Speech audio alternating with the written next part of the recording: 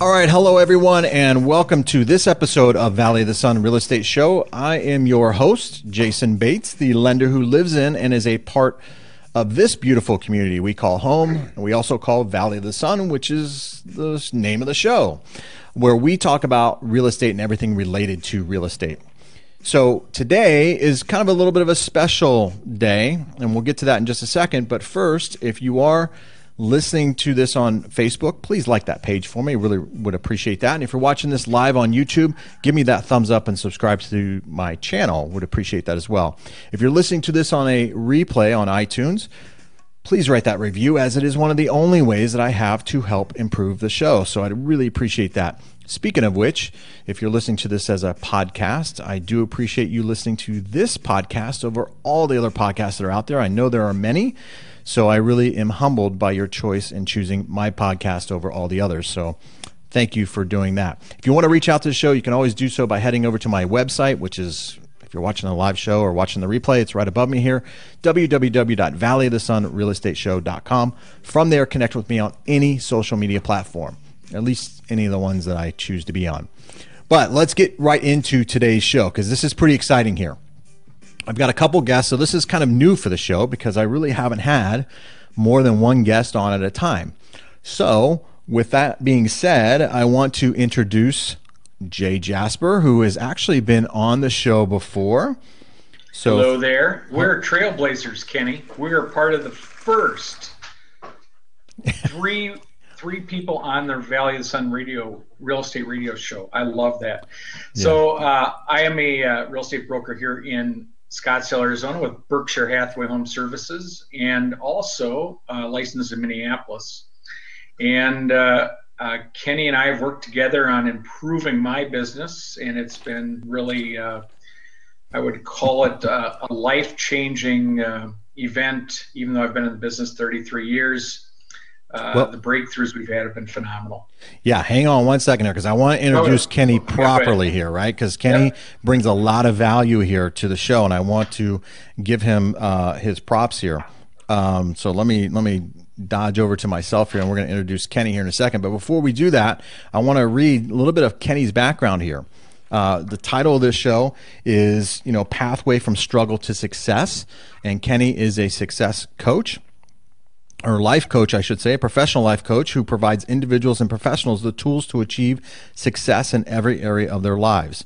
Just like it was for Kenny, none of us have been taught how to deal with our emotions. I love that point because it relates to real estate in a big way, because Jay, I think you would agree, real estate can be an emotional decision. It just hasn't been culturally accepted in our culture, dealing with emotions. Kenny's unique style of coaching was born out of his thirst to understand and overcome his own traumatic life experiences. Kenny's passion for finding an answer, even in the midst of his struggles, has allowed him to become an expert in identifying, explaining, and teaching others how to overcome the success sabotaging emotions and behaviors that experiences like these create in our lives. Over the years, Kenny has helped professional athletes, business people, couples, families, companies, teams, and others. Because Kenny has been through the process himself, he is a different kind of coach. That's for sure. He has been right where you are and has felt the fear and confusion that comes from contemplating change. We never like change. We're creatures of habit. Many people have counted on Kenny to help them break through obstacles, overcome difficulties, and achieve the success they always knew they were capable of, both personally and professionally. If you want to feel free, excited, empowered, and successful, you want to learn how to do it from an expert who's caring, kind, understanding, and has the track record to prove it.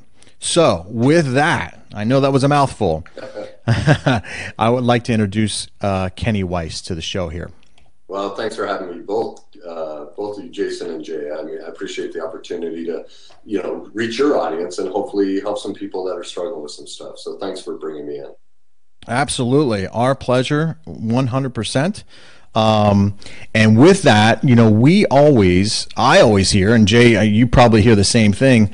I don't know if I'm ready to buy. I don't know if, I should sell, or it seems like we end up putting these obstacles, and I'm not sure what they are, other than just the unknown, maybe.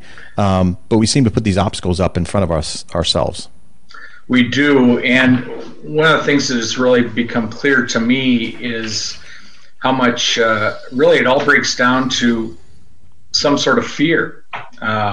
Fear of I don't know where I'm moving, fear of can I really afford a house, fear of what are mom and dad going to think, fear of you name it. And when you are able to set that aside or take a look at that objectively, that can help overcome those hurdles and help you make smart decisions. And Kenny, that's really Kenny's strength is helping people recognize their fears and overcoming those blocks to success in whatever you do. It could be a real estate transaction or your business. Right. Yeah, well said. So with that, Kenny, I want to I'm sorry to interrupt there. You touched on, I touched on in your bio there about emotions. So I want you to speak a little bit about the emotional side of things. Well, let's just talk about the two things you just brought up. Okay. Indecision, why do these things come up? The first thing is the way our brain is made. Mm-hmm. Our brain, everyone's is the same. It seeks homeostasis. It never wants to change. Anything new immediately sends us into fight, flight, or freeze. Everybody, people that are hearing this information right now, maybe the first time, just because it's new, it's already put you into fear. That's what happens to all of us. So why doesn't someone move or want to pull the trigger on a deal or whatever? It's new. They don't know it. So they instantly go to fear, and fear is always one of two things. It's either a fear of rejection or a fear of inadequacy or powerlessness. Well, let's look at what we just talked about. Right. Trying to buy a house or whatever, you feel completely powerless. You don't know the outcome. You don't know what's going to happen. And none of it's true, but that's the process we go into emotionally. And since none of us have been taught how to deal with our emotions, and none of us know, I didn't know this, every single choice you ever make in your life, even if you guys have a glass of water and you go to reach for it, it's based on a feeling. You literally, every single thought comes from an emotion, not a thought first. It's the other way around, but yet none of us are taught anything about emotions other than don't have them, don't talk about them, avoid them, but they are the single most important thing and skill set you need to succeed in life. And it's the one skill set none of us have been taught. Yeah, I love that because you're right. Emotionally, we seem to not know, especially, I don't know, me as a man, and I'm not, gender bias or anything like that, sure, but men seem to kind of hold their emotions in a little bit more, macho man, whatever. And vice versa, when a man makes a decision, it's kind of matter, at least I know I do this with my wife. My wife complains to me about this all the time. It's matter of fact, and then I don't listen to reason. Yeah, which would be what? Fear-based, because when someone might give you, different information, what could happen? They may have a better idea. Well, what would that make you feel? Inadequate, right, or powerless, and they might reject you if you don't have the right answer. So again, the fear pops up, and right, we haven't been taught that this is what's happening inside of us. So why does a man, and women do it too? I have plenty of women clients who struggle emotionally to feel this stuff or experience. It's not they're feeling it, but they can't face it and address it.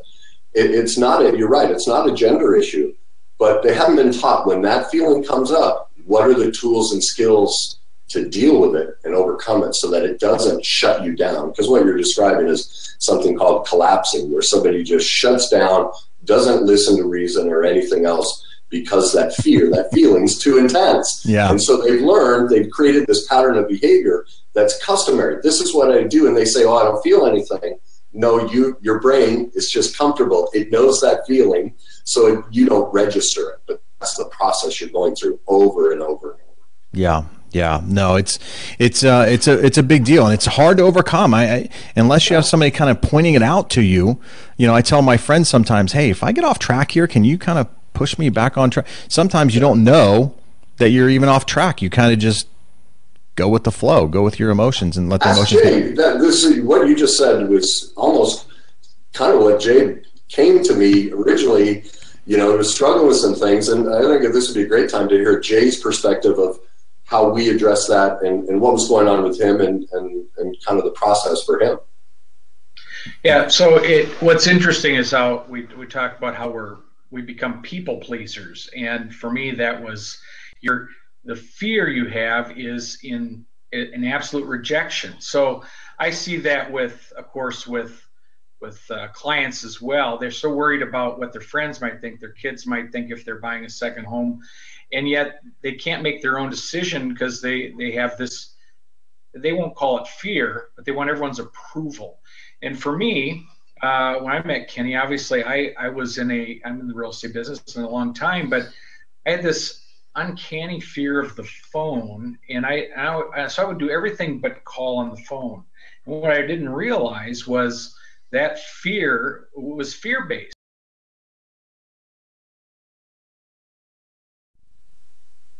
All right, everyone. Sorry about that. We had some technical difficulties there. So my apologies about the delay there. It happens, though. Live TV, or not TV, but live streaming, it happens. So our apologies about that. Jay was speaking about the fear of the phone there before I think we lost him. I was, and I don't know where I cut off, but to wrap up, I mean, and to segue into what we're talking about as far as fear, once Kenny helped me discover those cycles in my life, and they really reverted back to a specific event, and the fear of the phone was just another one of those cycles. Once I realized what those were, I then had the ability to make decisions. As Kenny said, you get to that point of self-realization, and you can either choose to go back into that cycle of fear and people-pleasing, or you can go off into the next frontier, and that's where I've headed. And it's been phenomenal in how I deal with clients as far as their fears. I tend to recognize them and not from a, well, you guys are crazy, but from a, I can really relate to you. And so let's really look at this from a different perspective maybe, and help people sort through what's reality and what is really fear. All right, cool. So we all have our fears, right? I mean, everybody has some, they're afraid of something, whether it be, I don't know, something physical, like maybe a spider, fear of heights or whatever. Now, Kenny, do you help? Is that part of the process, is just overcoming these fears?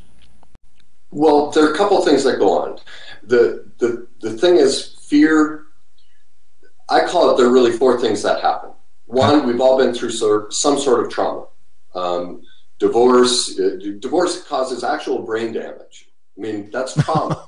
Yikes. You know, whether there's alcohol abuse in the family, sex abuse, physical abuse, emotional abuse, there isn't a single person that gets out of childhood without trauma. In my case, I woke up at 10, 12 years old and found my mom passed out naked on a toilet. She was an alcoholic.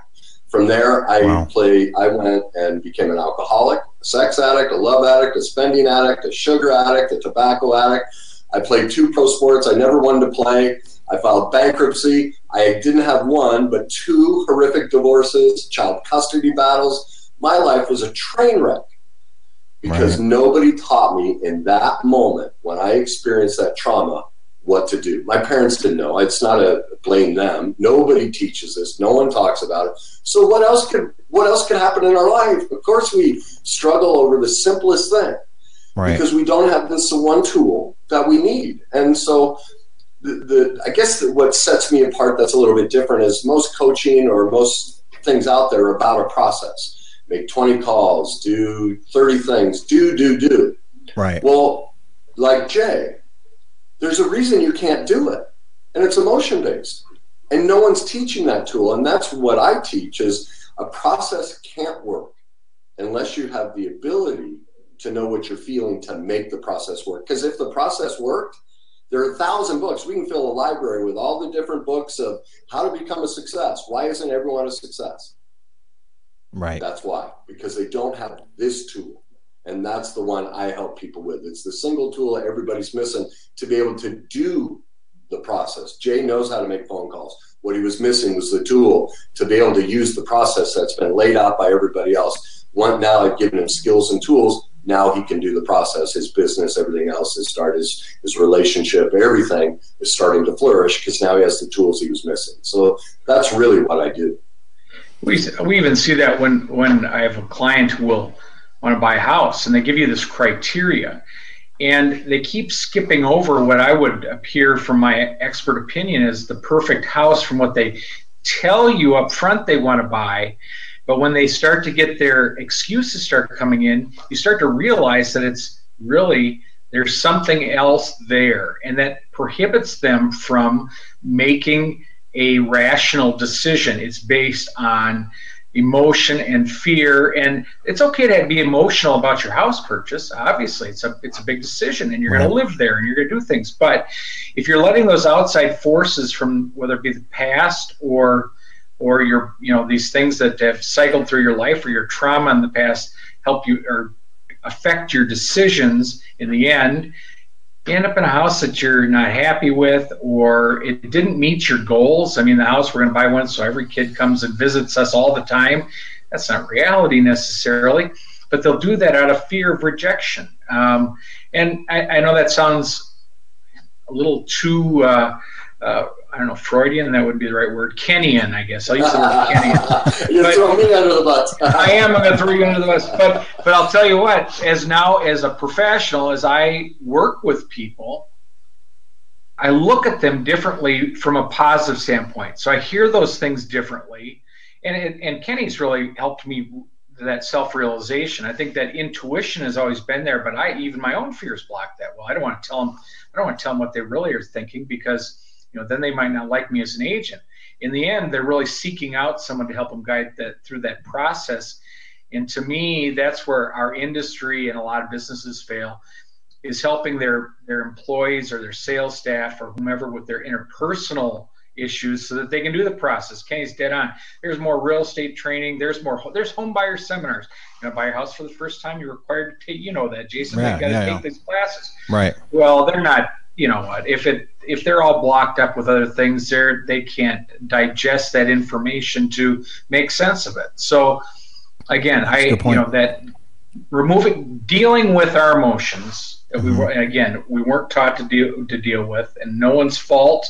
But that's just the way life is really, I've found to be the absolute key to success. It's become a mission for me with agents that I work with and with my clients. Yeah, no, it's a very good point. I mean, I've always said, hey, buying a house or a big this is the biggest purchase in your life in most cases.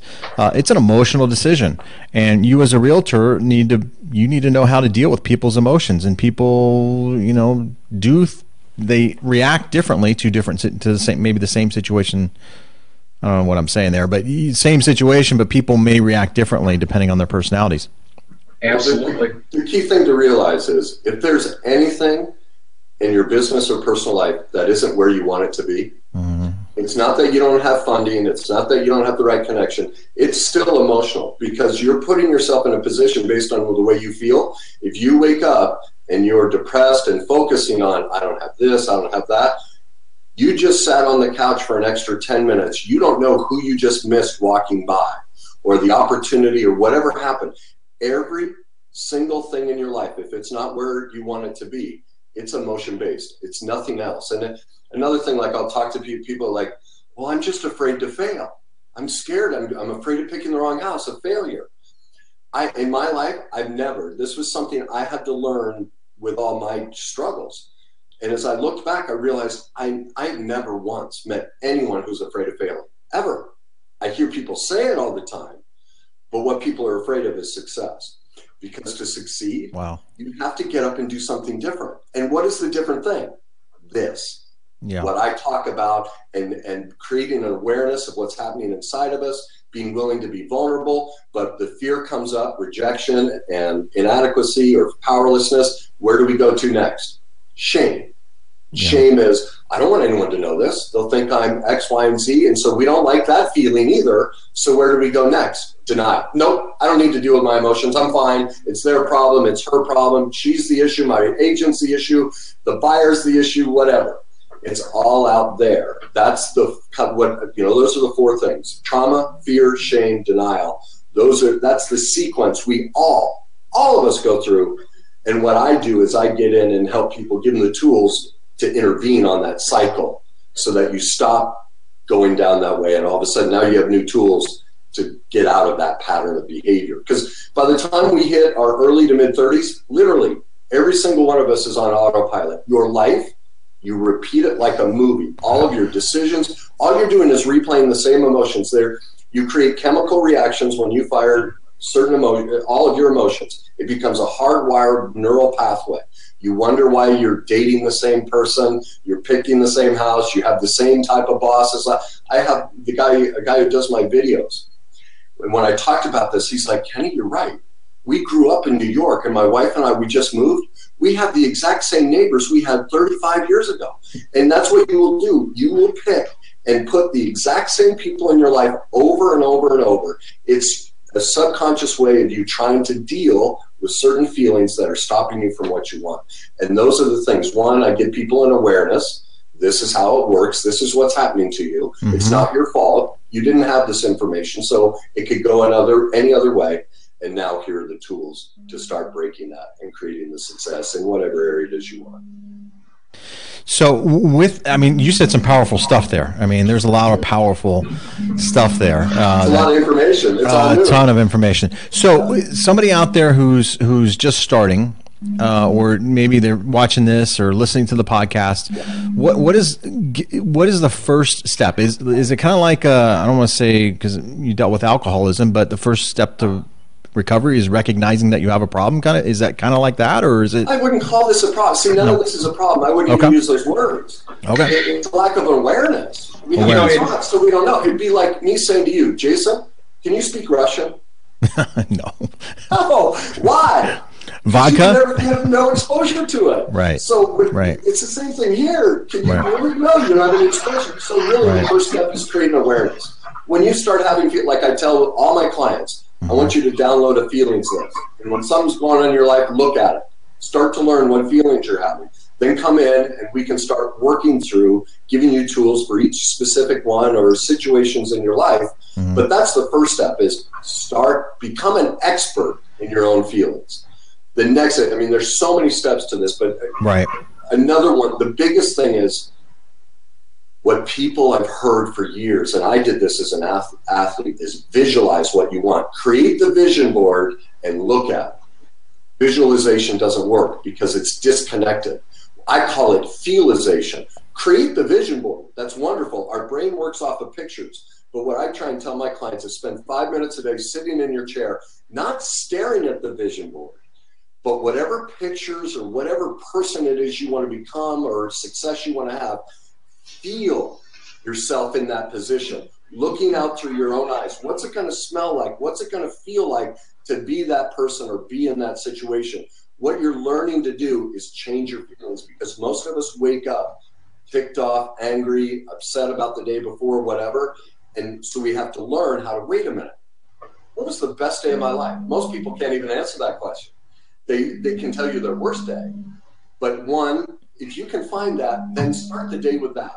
Just wake up and go, what was the best day of my life? Now, how do I want this day to go? And start feeling how that success will come about. So those are a couple little keys. One, awareness. Two, create a feeling, a feelization versus a visualization. It's interesting. My son has a self-defense training business, and they talk about situational awareness, creating a baseline. And he talks about a Harvard study where they did a class, split it in half, and half of them shot free throws every day at practice. The other half visualized free throws and only shot them once a week.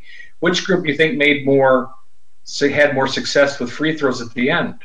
The group who visualized. Right. So instead, the vision board would be like shooting hoops every day. You're looking at the picture every day. But if you create that vision in your mind, it actually has more success. And the key is, like they teach in Navy SEALs, it's all about feeling it, feeling yourself in the moment. And most people do a third-party visualization. They stare at themselves doing whatever it is they want to accomplish. It doesn't work. Our brain doesn't assimilate. It doesn't create the chemical reaction we want. You want to be inside your body feeling what it is. If you play golf, if you sell real estate, you feel yourself writing that proposal. Before, say, a client, before you walk into that client, you take a couple minutes in your car. What's it going to feel like when they hire me to sell this house? What will that be?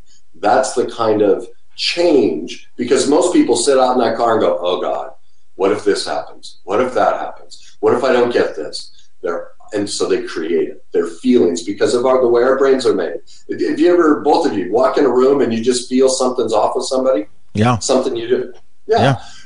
Our amygdala picks up other people's feelings before we ever do. And that's what you're feeling, is you're recognizing something here is off. That's why I watch at marketing events. I do this all the time. I'm like, watch these people. They're going to gravitate towards each other. You can see, when you start to learn about emotions, you'll see that certain emotions will go towards each other because it's comfortable. Yeah.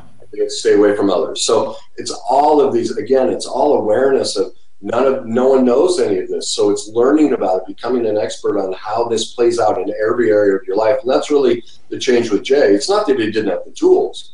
He just wasn't aware of how his own emotions were getting in the way of using the tools he already has spent years honing and he's gifted at with real estate. Right. They were just getting in the way. Yeah, you don't know what you don't know, kind of, right? What you don't know, exactly. Yeah. And even, quickly, the analogy of home buyers is, it's easy for agents today to just set them up on a search or let them wander around with Zillow and they click through these. But if you ask a lot of questions and you start to ask them and they start feeling what they want to look like, tell me what that house looks like to you. What is it? What's the views like? What's the outdoor living space like? What's the kitchen look like? If you start asking those questions, they visualize the house. And it's amazing when they have started to look at it instead of pictures and prices and those few things that they see online. They walk into a house that they have already visualized because they've asked them, so you've helped them ask all the right questions, so they start visualizing the property. They walk in and it's the right one, they go, we're done. We found it. This is it. How did you do that? I didn't do it. You helped yourself find that house by visualizing. I'm the guide. How do we visualize the house you want to be in? It's by understanding what you really want to feel about that house, what things are your triggers, and that's that relates to the vision of it, as opposed to just search criteria. And the vision created a feeling, and all they did was react to the feeling, not the picture. You said, what do you visualize? And they picture it, that gave them the feeling, so now they're going after the feeling. And so, again, I would tell somebody, so what do you feel when you walk into that house? That's the feel. If I were a real estate agent, that's the question I'd ask. What do you feel when you stand in the kitchen? What do you feel here? Okay, when we go out and you walk in, check yourself. Is that the feeling you were looking for? Yeah. That's how you want to buy the house. Is this the feeling? If it's not, now there's certain people, because of certain traumas they've been through, their gut instinct, actually, we hear forever, trust your gut instinct. For most people, and this is true, for most people, their gut instinct is the last thing they should do, because they haven't reconciled certain feelings, and so their gut instinct is what keeps them normal, what they're comfortable with, which is repeating what they already know. So I teach people, look, in the beginning here, I don't want you trusting your gut. I want you questioning it, because you're stuck on this pattern. So we need to investigate it so you can really learn what your gut instinct truly is, because most gut instincts just have us repeating what we've already done. Yeah. Yeah, it's really powerful stuff. I mean, when you really start to think about what drives your actions on a daily basis or drives your decisions, it is your emotion. And some of your past experiences directly influence the decisions you make in the future. So it's really powerful stuff, and you need to be able to recognize that, right? You need to be able to sit back, take a step back, and really analyze why you're making the decisions you're making, and is it the right decision? Can I give one more tip? This one absolutely. Is something that I found that works really well when someone, especially if they're stuck in that negative place, is I call it the law of the opposites. Start asking yourself questions. What's the opposite of this? What would that be? Instead of, oh my God, what am I going to do if this happens? What am I going to do if this happens? Where's the opportunity here? Right. There is, because I did a video. If you look on YouTube, I have like 80 some videos of my channel, and I have a terrible problem I got this feeling passed down. All DNA is feelings that have been passed down. All right. That's a DNA is emotions that have been fired enough. It creates a chemical marker on the gene. That's all DNA is. Okay. Is an emotion that's passed down. My grandfather was incredibly condescending. So was my father. And it's something I've noticed I do too. I pick words that are just awful sometimes. And so I was getting ready to do a new video. I was flipping through some old ones and I went, oh my God. Now I check my videos to make sure I don't do it, but I missed it. I have a blind spot. Right. I sometimes don't see how offensive I can be. And anyway, I saw this part in this video where I said, see, I'm an expert and you're not, so you wouldn't know this. Now I know what my heart was. My heart was, look, of course you can't do it. No one's taught you. I was trying to be empathetic. Right. But the words I chose were incredibly rude. Now, what happened to me is I immediately, like we talked about, I went into fear. Oh my God. I looked. How many people have seen this video? Oh no, shame. I literally jumped up out of my chair, ran down the hallway. I was in this incredible shame attack. I just felt awful. And then it hit me. I went, what's the opposite? Where's the opportunity here? What are you missing? And I just kept asking it. Finally, it hit me. I went, oh my God, Kenny, this is a gift. I took that 30-second video. I put it up and I was like, here, this is how you handle a mistake. And I walked everyone through how fear, shame, and denial work. Yeah. And then how I use these tools to get myself out of it. And now here I have a perfect gift of what it looks like to be human, make a mistake. But actually, it wasn't a mistake. This was a gift sitting there for months that now I can give to other people. So did I make a mistake? Was any of it bad? No, but our initial reaction, because we're stuck on this cycle of fear and shame, is to think it's bad. There is always a gift in every single so-called bad situation. Yeah. You just have to ask the right question. Yeah, no, that's good advice. I mean, everything's a training opportunity, no question about it. I know I have encountered situations where, I've lost a deal or, it didn't go as I had hoped it would have or whatever. And I try to take a step back and analyze what could I have done differently.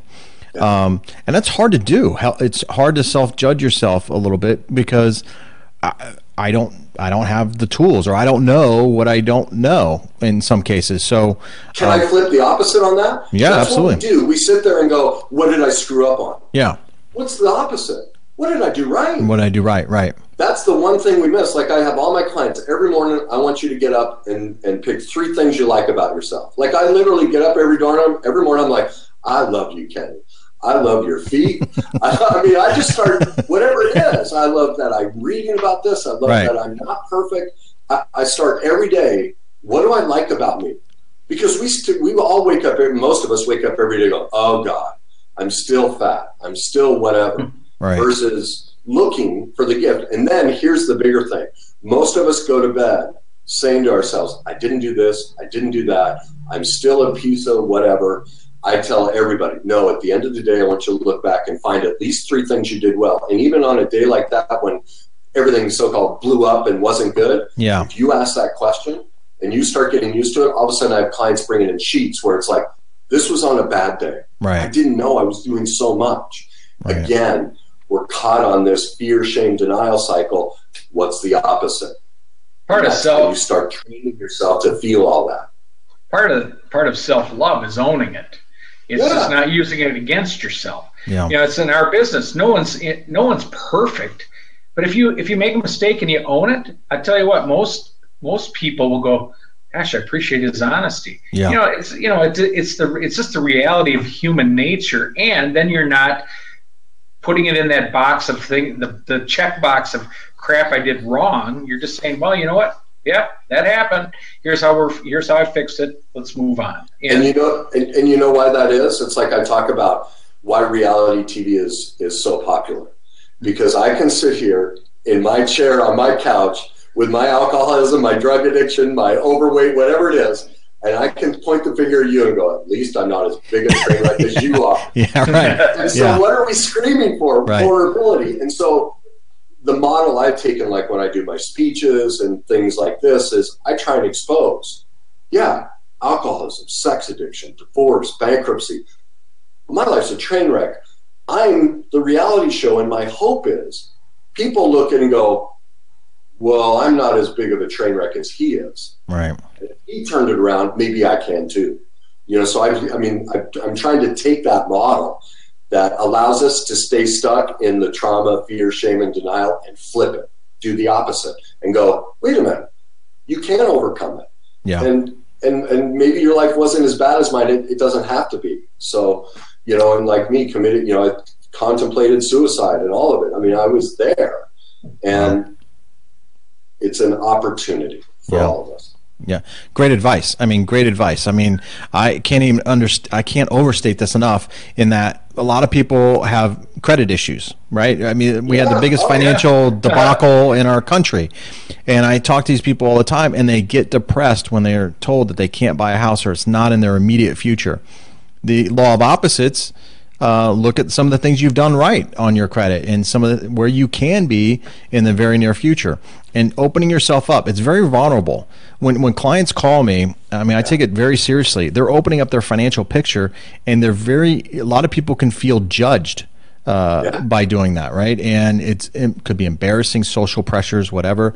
It's hard, and I respect that a great deal. When people call and are open about their financial, like you said, nobody's perfect. We all have our issues, and we've all been there. There's not too many people in the United States that have had perfect credit their entire life. It just is almost impossible, especially if you're somewhat of a risk taker. You're going to have hiccups on your credit in college, whatever. You're kind of young and dumb. People like yourselves, like Jay, you were talking about it with clients. The things you've been able to do. What you're talking about is you become aware of your own emotions and how other people, you were describing how that shows up with your clients and everything. What you're able to do now is have empathy, not sympathy. We all hate sympathy. Big difference, yes. Yeah. Empathy is, and really the way you're allowed to have empathy is, like you said, you're able to own your side of the street, but then forgive yourself. If you can forgive you for being, like me, I was a train wreck. Yeah. So, God bless me. Look at all, finding my mom being an alcoholic and my dad being emotionally avoidant, I woke up in a household where I literally became blind. I had to feel what was going to happen before it did. It was how I kept myself safe. Well, look at the gift it gave me. I have this ability that's very rare. And because of that, so credit issues, whatever it is, whatever your deficiency is, that's your gift. Turn towards it. And so like you guys are talking about when I come into companies and I talk to someone like that, you work on this emotional piece. Someone calls you in a financial problem and they're worried to expose it. Well, if you have this emotional awareness, you become somebody that's completely different to them. They will feel, wait a minute, this guy was able to get vulnerable with, he was empathetic. Those are your best clients. They'll tell everybody. That's how we refer, is someone who feels us, gets us. Yeah. So it's a skill. If you can develop it, your business goes through the roof. 100% agreed. The biggest thing for me was I used to call myself the Cliff Clavin of real estate knowledge. And that was kind of, in a way, a backhanded derogatory comment to myself, because I looked at the experiences that had given me all this knowledge, and they weren't all very positive experiences. But once after Kenny and I worked through the blocks, I looked at, and he helped me realize what a gift, and I say that humbly, but what a gift I have to use now with people, not as a negative. I really don't want to talk about the fact that I can figure out how to get 12 mechanics liens off a property, or you're in a short sale. Well, gee, I understand what that's like. Or you can see people's emotions. Now I use that as my strength, and that empathetic counsel versus people thinking you're judging them and you're not. I mean, everyone has been through that same situation, but we don't want to talk about it. So if we own up to it, we embrace our past as our experience, it's lifting, enlightening, and it just leads to further success. Here's the biggest difference it creates for a business person working on this stuff, because a lot of business people, I don't want to touch it. I don't need this in business. I don't need emotions, which just tells me what emotions they're going through when they say that. Right. But remember how I talked earlier, how our amygdala works, how our brain works, how we process information. when you work on this piece, it changes you. You fire different chemicals. It changes your cell structure. It changes who you are as a person. So you, Jay, or you, Jason, you walk into a room and you have this emotional work, that skill set. People will feel differently around you. They won't know why. There's a comfort because you have that chemical makeup. That's our brains are constantly seeking comfort, what we know, okay, and also safety. When you are a safe person, someone who can be approachable like that, people are drawn to you. All of a sudden, they want to talk to you about this stuff. Yeah. That's the value for a business person. Yeah. It sets you apart because, especially in business, we're told, don't go there. Yeah. And actually, that's the one place you need to go if you really want to succeed. Yeah, absolutely. Agreed. We're running out of time here. I don't want to keep this too long. We probably should do another one of these, maybe do a second part or something like that, maybe in the future. Anybody who's watching this on Facebook, hey, write your comments below. And I flashed up Kenny's website. Please visit Kenny if you're in need of any type of life coaching. He's really, really good. As he says or what I said in his introduction there, he's lived it. So you're not dealing with somebody who hasn't gone through the process. He's been there, done that. So, he's a good person to have as a life coach. No question about that. Certainly, if you're looking to buy, sell property, Jasper is a great resource here in the Valley and in Minnesota, right? So for everyone listening in Minnesota, right?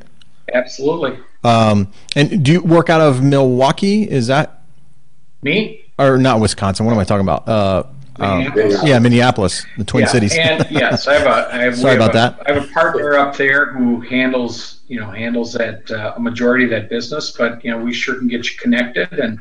And Jayson, I think everyone watching should call you and get a consultation on their mortgage business. Yeah, absolutely. That's before the rates go up any higher. I know, right? I know the rates are going up. Understanding what the new normal is, which is 5%, and that's okay. And so it's an emotional thing, right? What? 5%? Holy moly! It all comes out. Hey, thank you everyone for being a part of the show. Thank you, Kenny, for lending us your time. Thank you, Jay, for the introduction to Kenny. Absolutely. Really appreciate that. And thank you for being on the show and sharing your thoughts and contributing to the show. Really appreciate that. Thanks for the opportunity. All right, cool. So with that being said, we're going to wrap things up here for this episode of Valley of the Sun Real Estate Show. Really appreciate you guys taking time out of your day to listen to what we have to say, which hopefully will bring a lot of value to your life. And as I said before, if you're looking to refinance or purchase a home or even buy a home, please reach out to me. You can do so by visiting my webpage at www.valleyofthesunrealestateshow.com. From there, connect with me on social media. I'd love to follow you on social media, so please reach out to me that way. So until next time, everyone, have a great day, and I hope to see you out there shopping for a home very soon. Take care.